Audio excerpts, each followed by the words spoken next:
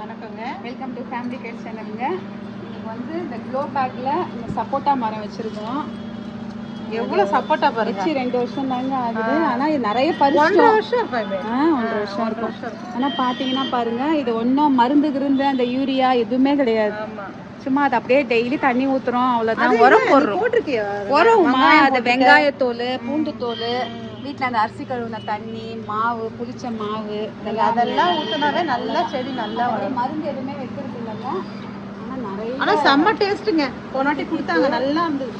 அது நம்ம வீட்லேயே சப்போட்டா அது பாட்டு காய்ச்சிக்கிட்டே இருக்காங்க. நல்லா இலைக்கிளைக்கு சப்போட்டா, நிறைய சப்போட்டா. அது இன்னைக்கு எதுவுமே பழுக்கலை, உங்களுக்கு காட்டலான்னு பார்த்தா. ஆனால் நல்லா டேஸ்ட்டாக இருக்குங்க.